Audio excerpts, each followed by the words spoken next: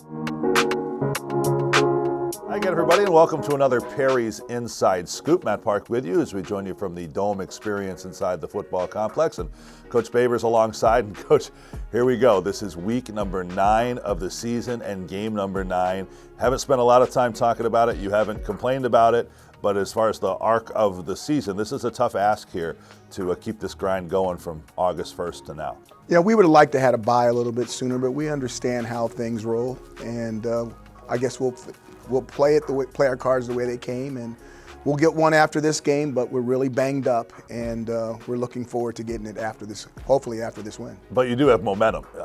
That win in Blacksburg provided a boost. You can just tell it. I mean, it's amazing to see all those things that coaches say come true. It's hard to win.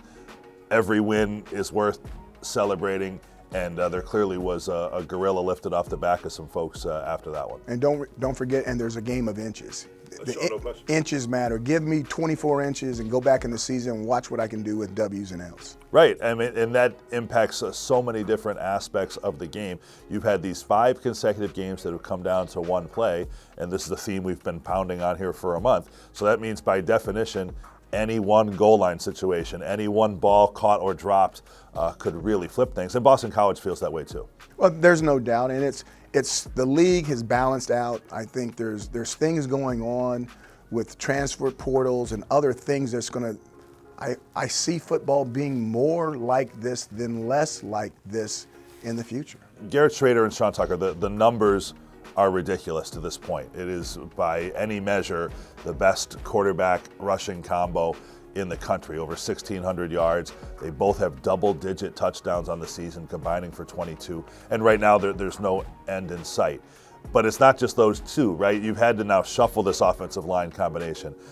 You've had to focus on wide receiver perimeter blocking and that type of thing. This is an 11-plus man type production that we're seeing. It's so unselfish. It's so unselfish. It's everything that team is all about.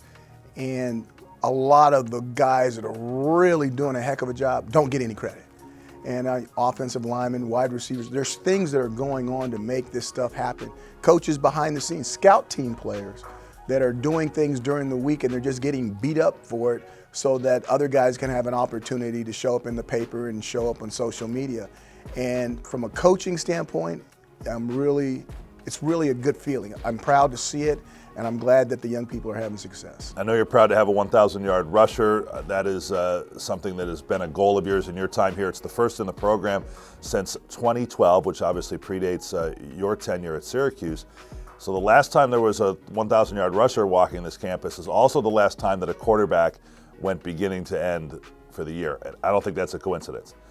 And this year you might have that with an asterisk, right? You haven't had a quarterback miss time due to injury, really, for all intents and purposes, right? So how important is that as a goal? I think it's a big goal to keep the quarterback upright, obviously, but I really get a lot of satisfaction. I really wanted that string to end, and I can't thank the players enough, can't thank the coaches enough. That Grandpa really wanted the family to do something, and the family got something done. And now we've got to get that to transfer into some more W's and hopefully get this team to a place where they deserve to be at the end of the year. You know, again, you didn't win the Super Bowl, but you're 4-4. You won on the road. You got a conference win on the road. That hasn't happened in a couple of years. And now you come into homecoming, and I think you've gotten the sense, and whether it's through phone calls or social media, whatever, that the alumni base, your former players and that type of thing, that it meshes well here, right? You're coming off a win. People can come back for homecoming with their heads held high, and maybe in another way where they wouldn't. Right, and it's spooky. Everybody's going to be there, so make sure that the performance is worthy. And it might as well be Boston College. I mean, they basically have parking places here. It's their 3rd year in a row playing here, and they've won here. How is that a sticking point that Boston College of late has beaten you in the Dome on a regular basis? You know, anybody beating us in the Dome is a sticky point for me, whether it's Clemson or anyone else. But obviously, this is a game that has, involves recruiting.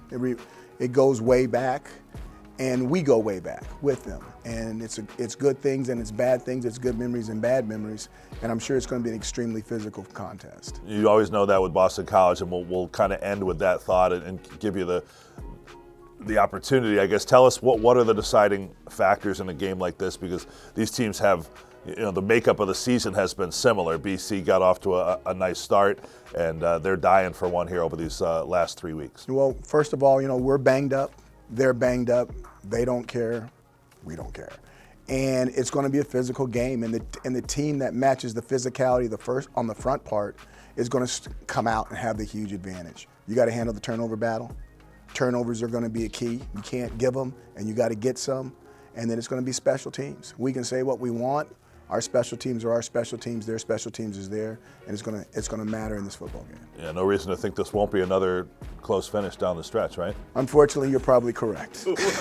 Yeah, and last thing, this is another schedule quirk. It's the last Dome game, Coach, until Thanksgiving. So, I mean, I know you want to have a positive impression walking out of there Saturday. You know what? I want the community to be happy, and I want the young people to be happy when they trick or treat on Sunday. That would be big. There you go. A weekend Halloween, which mixes it up. I know you're a fan. Full-size candy bars again? Yeah, full-size candy bars. Break me at the bank. Come get them. We got a whole bunch. All right. I know Mrs. Babers gets her into Halloween, Thanksgiving too, for that matter, and that is coming down the road. But happy Halloween, everybody, and thanks for joining us in the Perry's Inside Scoop.